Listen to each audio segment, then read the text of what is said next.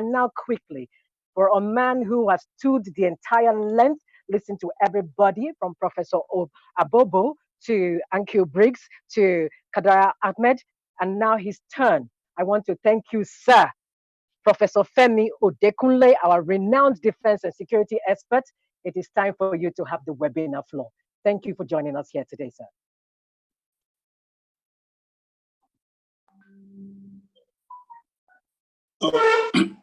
Can you acknowledge that you can hear me? I hear you loud and clear, sir. Very clear. Thank you very much. First of all, my respects to the keynote speaker and fellow discussants. I'm honored to participate in this webinar in honor of the person the world knows as WS, and we pirates know as Captain Blood. To us, it remains a light on the hilltop. Now, to the topic at hand, which has to do. Hello? Are you able to follow me? We can hear you. Okay. I was saying that to go to the topic, which is national integration as a panacea for socio-economic development, I think I'm going to go to the root of Kadaria, who seems to have initiated the line of my thoughts. If you go by that topic, the postulation is an XY situation. It is like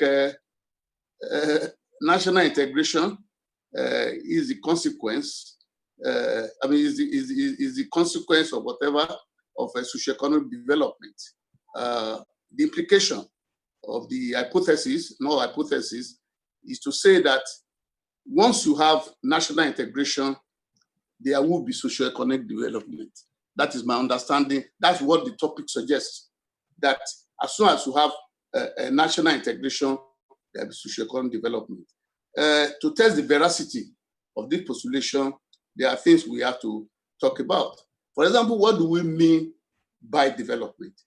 To me, I've always said that development is not so much the aggregate of your GDP or GMP or the aggregate of your forex or export or import, but actually development to me as a social scientist means the improvement in the quality of life, socioeconomic life, existence of the average citizen, the overwhelming majority of average citizens, in such a way that such improvement over time gets increasingly evenly distributed in the population. That is my understanding of development. Now, if you say that, what is the status of development in this country cumulatively over time? I'm not talking about the present government. I'm talking about cumulatively. What is the status of development as I've just briefly defined it?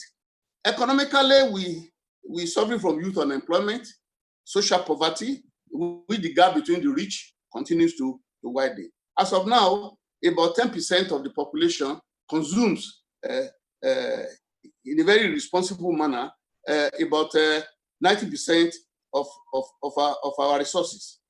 Politically, in terms of democracy, government is supposed to be the government of the people, by the people, for the people. But the way we have seen politically, the way our democracy has developed, it appears to be the government of the greedy, by the greedy, for the greedy, in which the few who are either elected or appointed to government offices, whether at the state, local government, or federal level, actually consumes all our resources through all kinds of avenues. Education-wise, education that used to be the envy of Africa and the world, now the quality and content is such that the interest, particularly for the elites, is now to send their children to private schools in Nigeria and abroad. If you go by infrastructure, whether it's roads, whether it's light, whatever, you discover that we have grave deficit all the time. And then, if I could rewind a little bit, people confuse. That's when people want to ask me questions. People confuse development with growth. development is not growth. You can grow or experience growth without development. That is why, for example, you have more policemen now than in 1960, but you have more crime. You have more churches, more mosques now, and yet you have less morality in the population.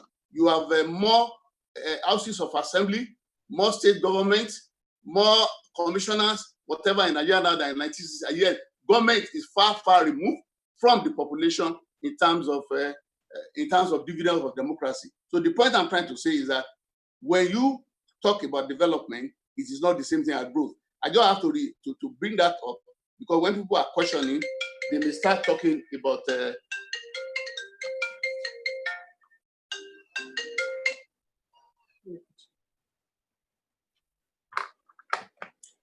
I'm sorry. So I was saying that so it is important to know the differentiation between development and growth. And I've talked.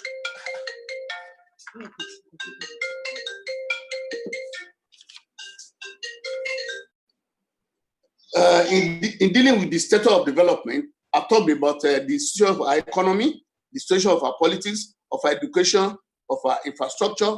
And when you talk about security, Jesus Christ, before we had Boko Haram, Nigeria, since the 1970s, have started to experience what we call a problem of crime. I don't want to go into that definition. But since the Boko Haram started, we thought we are limited to the Northeast. But recently now you have this banditry, kidnapping, ransom taking all over the country. And in terms of integrity, we can't touch more about integrity now.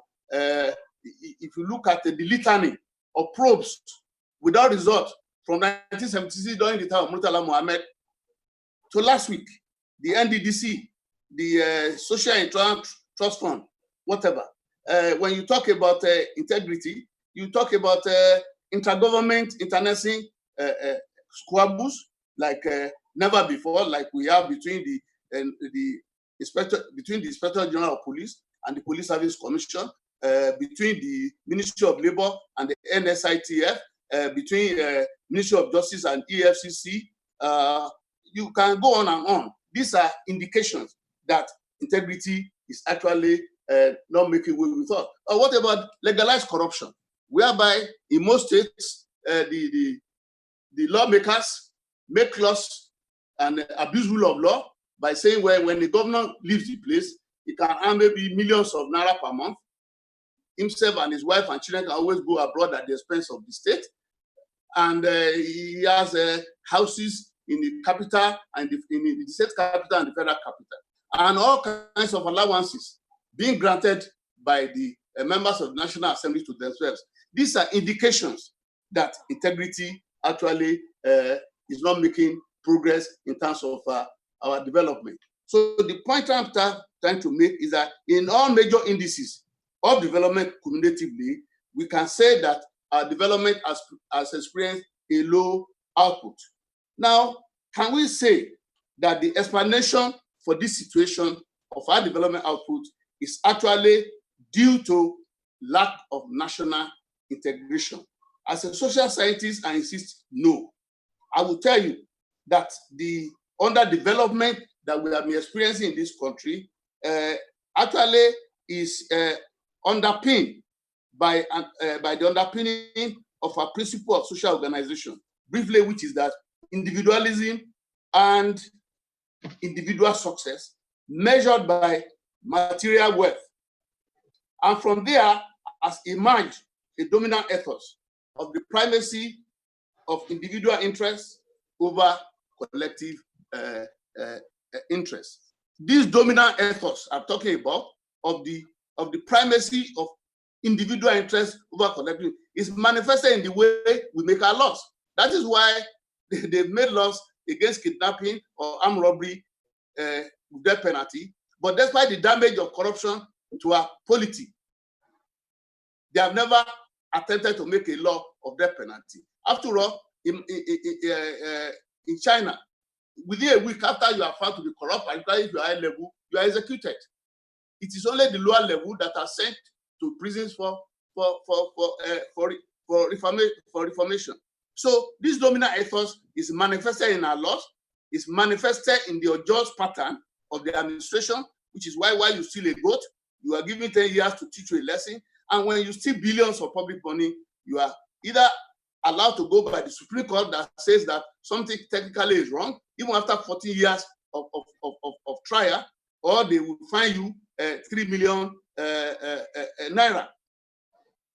The same ethos is manifested in our politics, is manifested in our economy, is manifested in our social relationship between individuals and groups. So the end result of this principle of social organization and the resultant ethos is such that it permeates all aspects of our public life. And the result is corruption. It's corruption sabotages our good governance and our development. And people, when people talk about corruption, they only think in terms of money. I've been studying corruption since 1980, and I will tell you there are many types of corruption. There is political corruption, electoral corruption, which you all know. But there is policy corruption, which affects the Federal Character Commission that the guest speaker talked about, which affects almost all the things we do. When you are supposed to locate a particular industry or factory somewhere, you take it to another place. When you are supposed to admit or employ A and B, you employ C and D. These are examples of policy corruption. Then there, of course, there is professional corruption, whereby lawyers that are leaders of collaboration with corrupt people, accountants, bankers, auditors, quantity surveyors, architects, we can always argue that there is no corruption that could be conceived, executed, or covered up successfully without the collaboration of this elite profession. Then, of course, you have bureaucratic corruption, which has ruined our enviable public service. Our public service and judiciary used to be the talk of Africa and even the talk of our former colonial masters.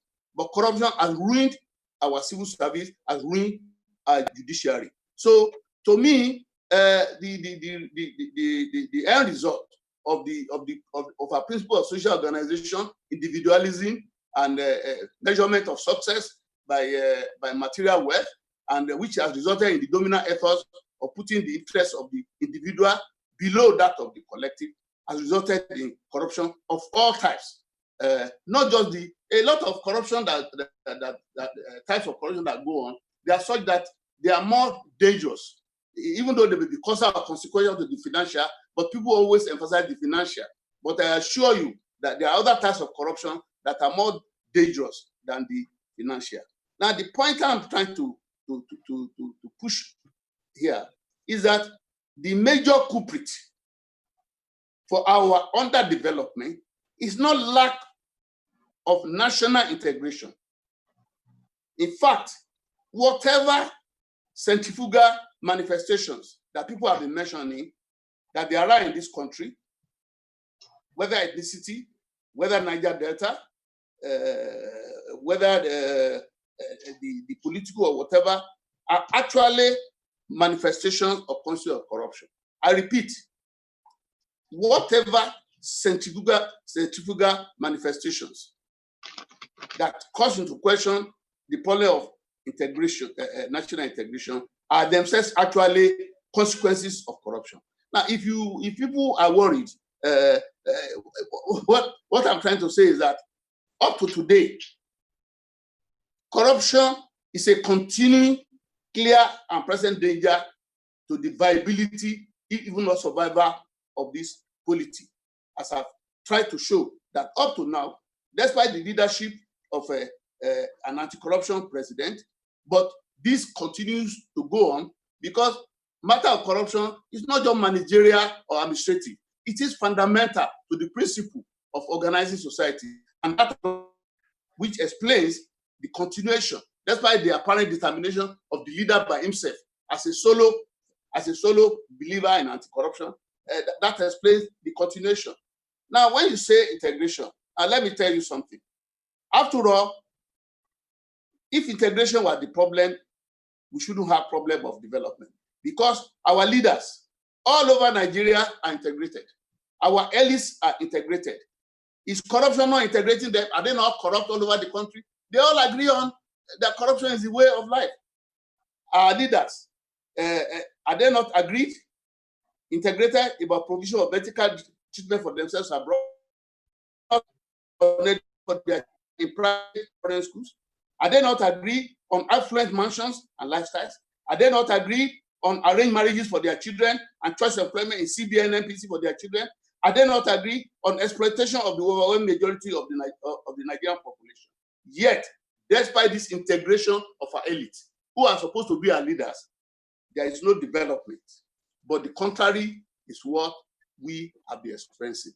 So, my dear colleagues, in my own well-considered opinion, while devolution of powers and socioeconomic restructuring will be helpful and way development, the main panacea for socioeconomic development is the effective, efficient minimization of corruption in our public and corporate life. Let me repeat, because this is the crux of my contribution to this discussion. Now, I'm not against devolution of powers. In fact, I believe power should be devolved in many areas to the state and local government. Secondly, I'm not against restructuring, but not the political restructuring where politicians want to control their enclaves with the same corrupt system.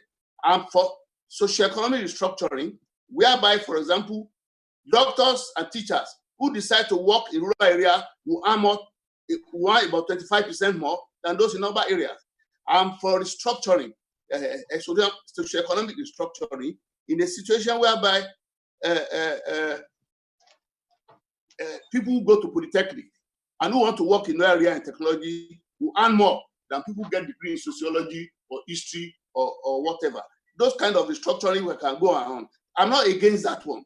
That's one way of developing our rural areas. And I see that it is important that in any public office, the lowest paid should not earn less than 10% of the highest paid. The lowest paid should not earn less than 10% of the highest paid. That is why I see what Kadaria says, that the barber and the tailor and the mechanic in Sokoto, they are suffering the same thing as the barber and tailor in my hometown in Ilesha or in the hometown of Ankyo Briggs. And the elites of those people are all exploiters. They are collaborators. They are exploiters. And that they are the one giving us the impression that national integration is a problem. Our problem is what I've said that has led to corruption. Now, so I would say that as far as I'm concerned, the main panacea for socioeconomic development of this country is the effective and efficient minimization of corruption in our public and corporate life. When we do that, in fact, that will enhance integration in our life. Now, fighting corruption towards development requires about 4 broad items, and 3 of them are not available now. I repeat, to get development, we must fight corruption.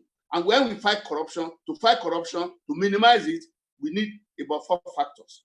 And of these 4 factors, only one is available. For example, first, there must be a principle of social organization that results in an ethos which puts collective over individual interests. And the ethos must be manifested in the character, direction, and orientation of our criminal laws and their orientation. That one does not exist today. Secondly, we need a leadership that has character and integrity and is determined to fight corruption down to defeat. Now, that is available, except that it has a comma. That leads me to the 3rd factor. A leadership that is not only strong with its character, but that will coerce and ensure that its leadership integrity cascade down to the elite collective, whether it's a party hierarchy, executive of its government, legislature of the country, the judiciary, the professionals, the religious leaders, the traditional institutions. That's the top factor. That leadership must not only be strong in its character and do baruana for the remaining, it must use legitimate force to coerce that integrity down to the whole of the elite collective. Now, I can prove to you that even the religious leaders are participating in corruption. Traditional rulers are participating in corruption. They didn't used to be. In fact, look at the academia. We didn't used to be corrupt, but now it has crept in. So it is a matter that is an important matter. That is why the second factor, leadership, is important and is a necessary condition to fight corruption, but it's not a sufficient condition. To be sufficient, it has to cascade down. And fourthly, there must be an overall anti-corruption strategy that is implemented to the letter and spirit of the strategy. The reason why I said that is because about 2 weeks ago, Mahmoud Jega, a veteran a journalist, wrote an article in which he was responding to the vice president. The vice president had given a lecture to say that we have tried everything. There is need for a new methodology, a new strategy. So Jega was saying that he traced our response to corruption all through and said that nothing has worked. There's no more method or strategy. But of course, I called him to tell him that it's not true. It is true that we have tried almost everything. The only thing is that they have not tried anyone to the letter and spirit of the strategy. Take, for example, when Murtala Mohammed took over a government, and with immediate effect, a lot of people were deprived of their stolen property and wealth. What happened? IBB came, and he seemed to believe that corruption and settlement actually is the engine of running government, and they were returned to the people. It's the same thing when Murtala Mohammed. That was when. That was. I'm getting that wrong. After Murtala Mohammed, that was reverted. Then when Shagari was removed, Buhari and Ide Agbon did do a good job of instilling fear into the hand of our corrupt leaders. But IBB came in and, of course, and reverted that. And this is what we have been experiencing over time. So the laws and the methods have not been tried to the letter and their spirit. Like I pointed out earlier, what happens is China. You can say China is not a democracy. I doubt that, but I'm not going to that now. But Malaysia is a democracy. And their prime minister, their immediate last prime minister, has just been jailed 12 years. Which of your, okay, of course, you will be able to jail 2 governors in about 20 years to prison. But one of them you have just released by your judiciary, which amounts to play a rogue role, the role of a rogue in our anti-corruption fight. So the point is that it is important that every strategy you try must be executed to his letter and his spirit. The prime minister, Israel is a democracy. A prime minister and the president are going to jail. Which of your president has ever gone to jail? You may criticize them. You make noise. Is it from Ali Button, from Siemens, that this NSTIF now, NDC now, you can go on and on. We make noise 1 week, 1 month, it fizzles out.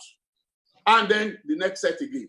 So it's like Wole Soyinka's record, the one he was in 1980 or 81, when he talked with how many I go talk, because the thing is so numerous, so numbing, that by the time you get over one and you are shocked that this is happening, another one is coming again. When that one comes, you get worried. In another 2-3 months, another one. So it is not that the methods are not working.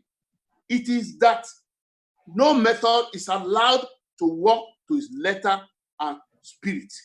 And if you really want to fight, to develop, you must fight corruption. And if you really want to fight corruption, you must do the needful by your laws and what your laws define, not this conspiracy of the elites, circulation of elites, whereby we're all doomed and our children are doomed. And then you are talking about what is there to be done. Now, my point is that it is only by killing corruption that we can bring development alive. I repeat, it is only by killing corruption that we can bring development alive and enhance national integration. It's surprised that I've turned the thing on its head. If you kill corruption, you will bring development alive, and if you bring development alive, the problem of national integration will be reduced. And as far as I'm concerned, this is where to go. Now, how do we bring that about? We cannot rely on these corrupt leaders who are consumptive, irresponsible, alienated to bring about the fight against corruption, let alone development. It depends on the grassroots.